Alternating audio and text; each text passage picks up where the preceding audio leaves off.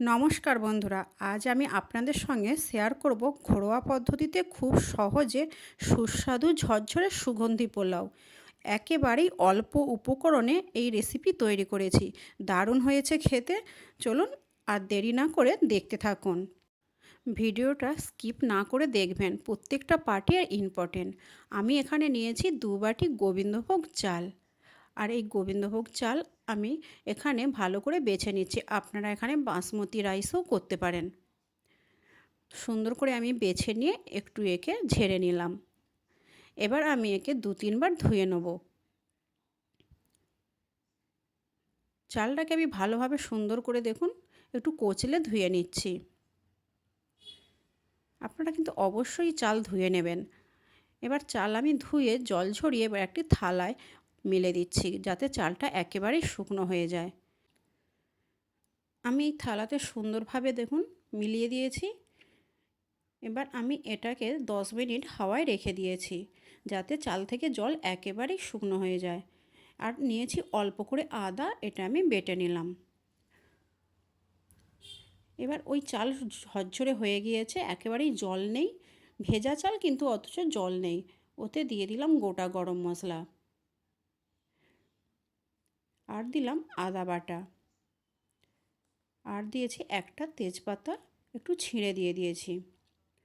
2 table চামচ এখানে আমি ঘি দিয়েছি, আর দিয়েছি 1 টেবিল চামচের মতো হলুদ।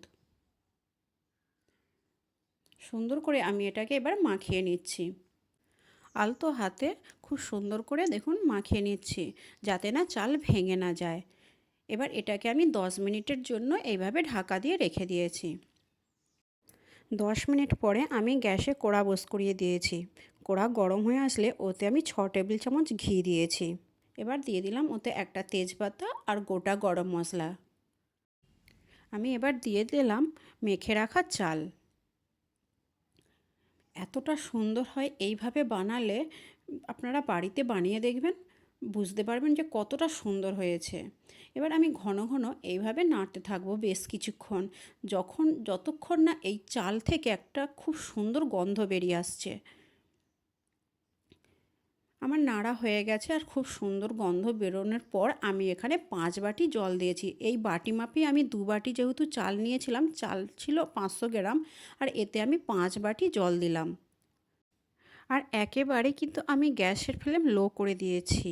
আর এই মাপে জল দিলে না একেবারেই পারফেক্টভাবে সেদ্ধ হয়ে যাবে, আর এক্সট্রা জল দিতে হবে না। 1 টেবিল চামচ এখানে আমি লবণ দিয়ে ঢাকা দিয়ে সেদ্ধ করে নিলাম। আমি কাজু আর কিশমিশটাকে আগে ভেজে রাখিনি, তাই এখন একটু ভেজে নিলাম। এবার আমি ওই কড়াইতেই ওই সেদ্ধ ভাত এতে দিয়ে দিয়েছি। এবার ওতে দিয়ে দিলাম 100 গ্রামের মতো চিনি, 2টো কাঁচা লঙ্কা, আর 1 টেবিল চামচ লবণ দিয়েছি।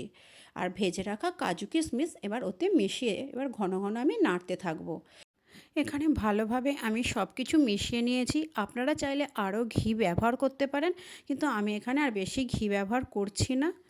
আমি এই পোলাওটাকে সুন্দরভাবে নেড়ে চেড়ে 1 মিনিট করে ঢাকা দিয়ে রাখছিলাম, আর মাঝে মাঝে খুলে একটু নেড়ে দিচ্ছিলাম। এতে খুব সুন্দর হয়েছে।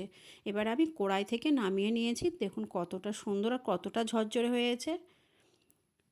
দারুণ হয়েছিল খেতে, তাই আপনাদের সাথেও শেয়ার করেছি। আপনারা ঘরোয়াভাবে এইভাবে একবার বানিয়ে দেখুন, একদম পারফেক্ট পোলাও বানিয়ে ফেলবেন। দেখুন বন্ধুরা কতটা সুন্দর দেখতেও হয়েছে।